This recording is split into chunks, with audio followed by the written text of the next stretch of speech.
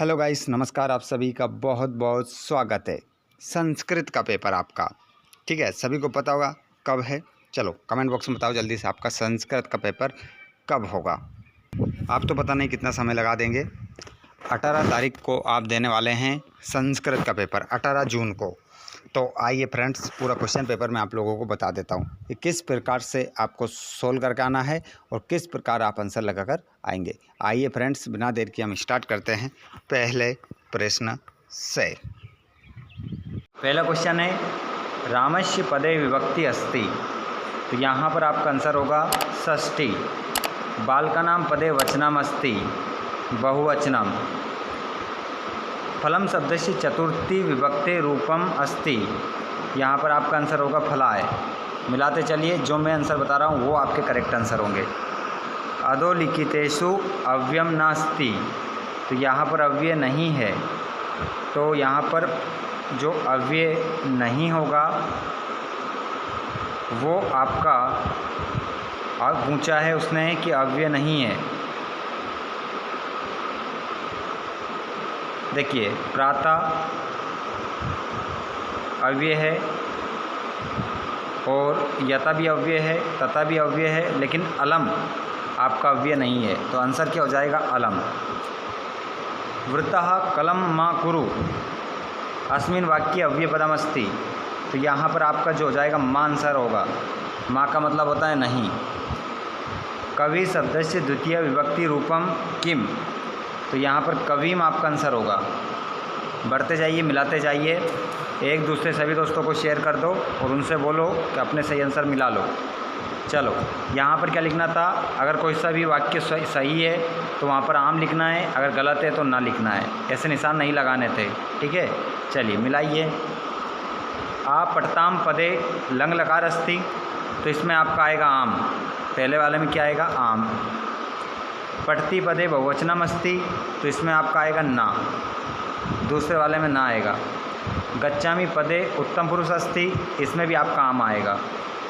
अधिकार पदे अधि उपसर्ग अस्ति। इसमें आपका आम आएगा। संस्कृत पदे सम उपसर्ग अस्ति। तो इसमें आपका ना आएगा।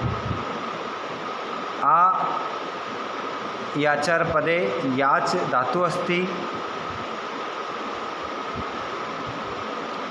याच धातु अस्ति। तो इसमें भी क्या आएगा? आपका ना आएगा। क्या आएगा? ना, क्योंकि धातु में चा में क्या आएगा? लंत आएगा। इस कारण से ही गलत है। आगे हम बढ़ते हैं और यहाँ पर जोड़ी मिलाते हैं। विद्यालय। विद्यालय को आप मिलाओगे पंचमी तत्पुरुष समास से। चोरात भयम। चोरात भयम। अब देखिए, रुकिए, सुनिएगा। यहाँ पर विद्यालय, यहाँ पर एक एक हमें ध्यानपूर्वक मिलाना है, क्योंकि इसका ऑप्शन दीर्घ संधि से भी है। विद्यालय। चोरात भयम पंचमी तत्पुरुष समास। मनोरथः विसर्ग संधि। यथाशक्ति अव्ययभाव समास इत्यादि यण स्वर संधि। कृष्ण सर्पः कर्मधारय समास। इस प्रकार जोड़ी सही रहेगी आपकी। अगर आपने ये क्रमांक आप बिल्कुल ना देखें, इस पर आपको ध्यान नहीं देना है, ठीक है। आगे बढ़ते हैं हम। व्याघ्रः कस्मात् विवेति। बाघ किससे डरता है? तो यहाँ पर आंसर क्या होगा? मानुष्यात्। मानुष्यात्। अगला प्रश्न, जननी कीदृशी भवति। तो इसका आंसर होगा तुल्यवत्सलः। तुल्यवत्सल, ये आंसर होगा इसका। मनुष्य नाम महान रिपु का। तो इसका आंसर होगा आलस्यम।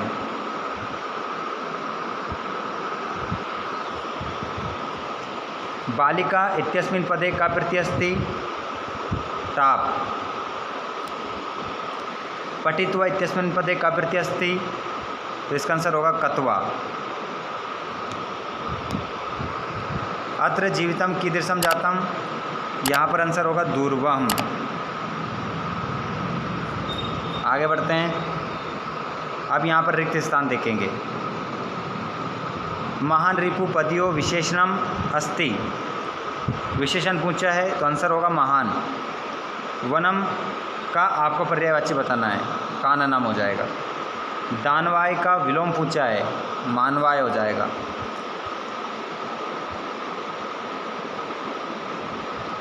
दूषितम पद का विलोम बताना है, तो यहाँ पर शुद्धम होगा।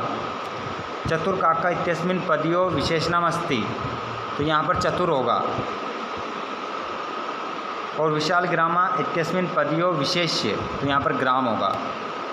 चलिए आगे बढ़ते हैं। अब यहाँ पर 2-2 नंबर के प्रश्न आ गए हैं आपके, ये तो आपने कर ही दिए होंगे। अब कैसे बताऊँ मैं आप लोगों को, ये बहुत ही सरल क्वेश्चन पेपर था।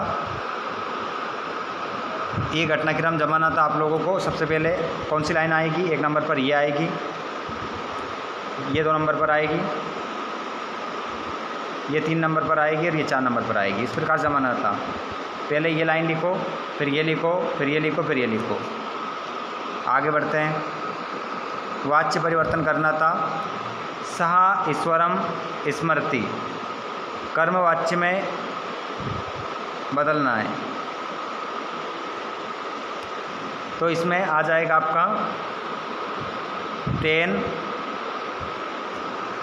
ईश्वरम, तेन ईश्वरम स्मर्यते। इस प्रकार से आपका आंसर हो जाएगा पहले वाला। सा छायम निवार्यते, कर्तृवाच्य में चेंज करना था। तो सा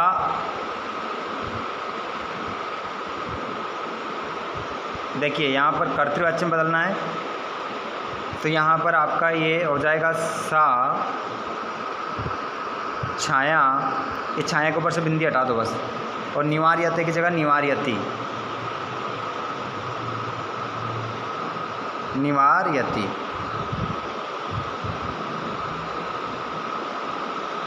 निवार्यति, ठीक है। इस प्रकार से आप लिख देंगे। लता गीतम गायति, कर्मवाच्य में बदलना है।